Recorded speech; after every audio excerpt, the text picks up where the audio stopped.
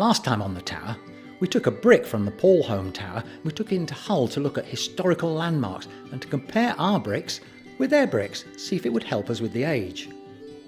And then we looked at a picture called a triptych that we found in the Victoria and Albert Museum, and that showed us the family when they got married, and we used that to help date the tower.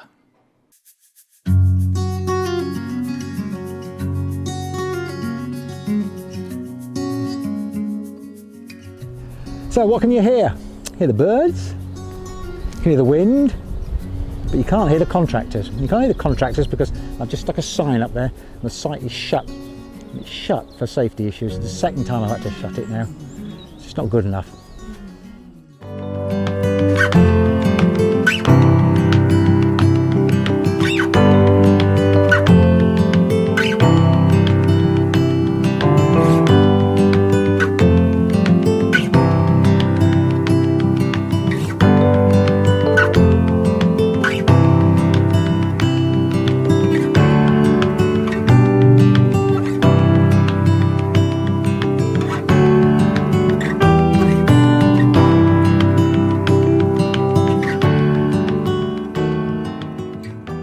Come and have a look at this. Look at this.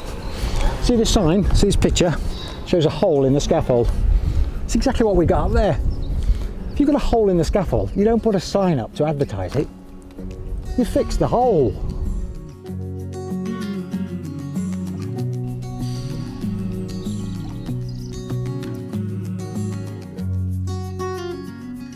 This isn't the first notice I put out. 5 weeks ago I issued a prohibition notice to the contractor.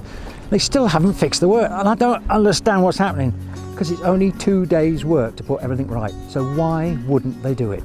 I have to watch this space, that's all I can say.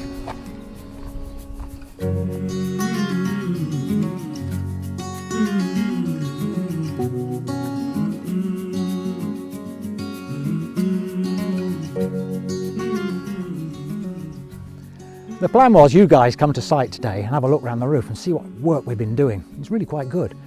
Fortunately, we've got a problem.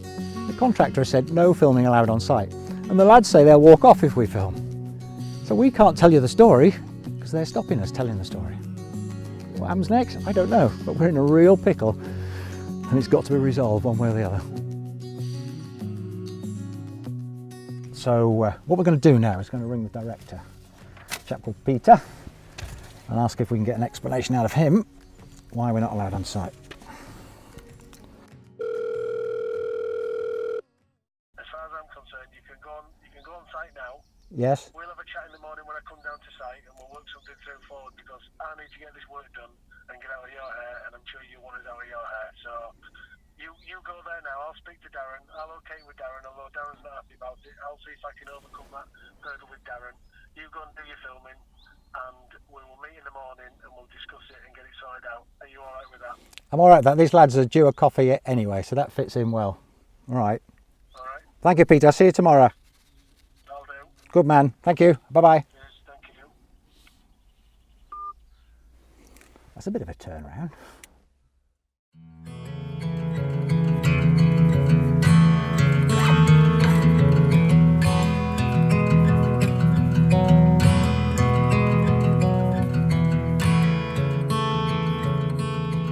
Today's a good day. I can show you guys around site. The scaffold's been sorted, everything's been signed off as safe, so we can go up the top there and I can show you the tower.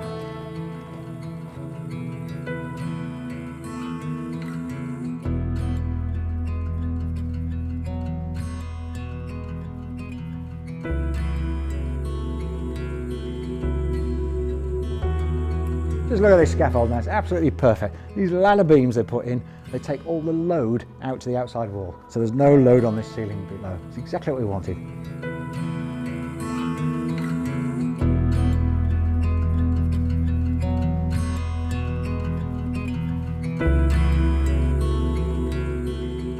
These are the walls. This was all covered in trees and ivy and broken rubble, and these lads have cleaned it all off and got down to a sound base. I just want to explain to you this concrete beam and why we're putting a concrete beam in a brick structure. This building is falling apart. It's all frail, it's 600 years old, and the brick bond is broken and there's rubble and there's been trees growing in and all sorts of things.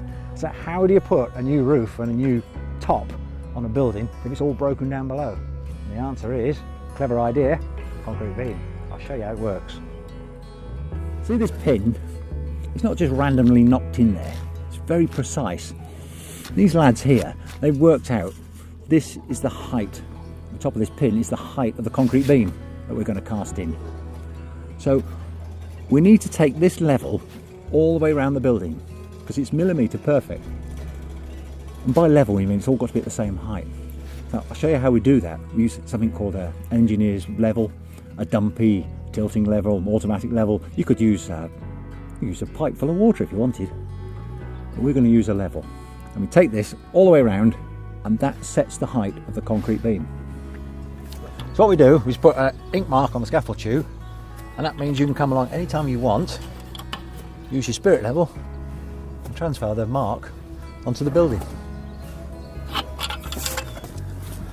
So what we've done, we've taken the level from that pin over the far side there, we've marked it on the scaffold poles, and then from the scaffold poles we've transferred it to this pin here.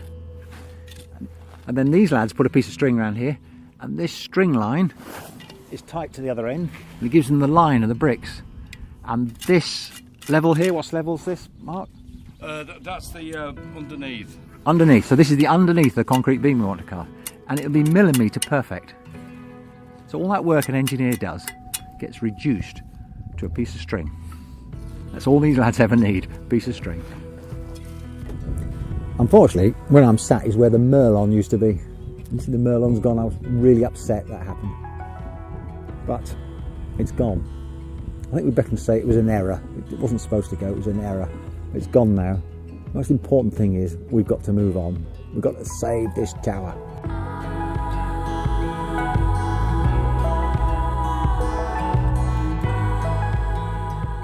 We're using these timbers here as formwork. That's just basically a mould. And you put steel in the bottom, in this case.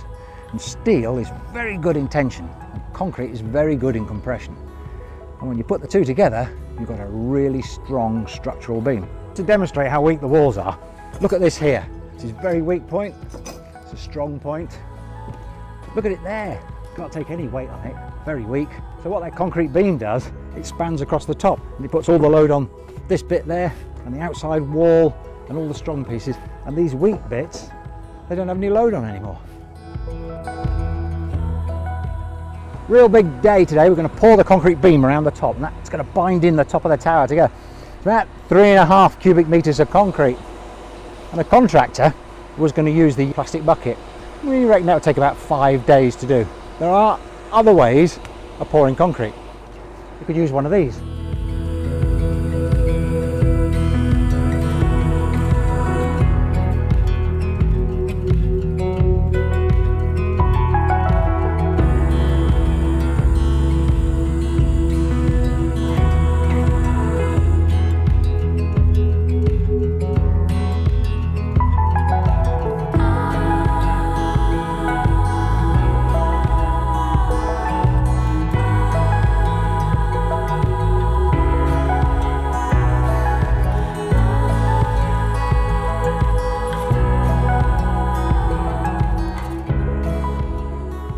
I don't want to concern you, but we've got a bit of a problem that's looming. The architect has just done a valuation for the contractor, and it's looking like the contractor's going to be asking for maybe £15,000 of overspend. Now that's only a projection, we don't actually know. But the problem is the sum of money we've got for the tower is fixed. So if we think we're going to overspend, we can't start the work. That means 15 grand, that could be the roof. At the moment in time, the roof is in jeopardy.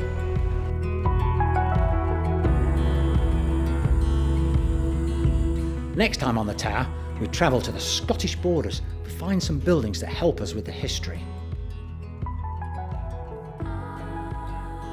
And we also look at some exciting possibilities for the future of Paull Holme Tower.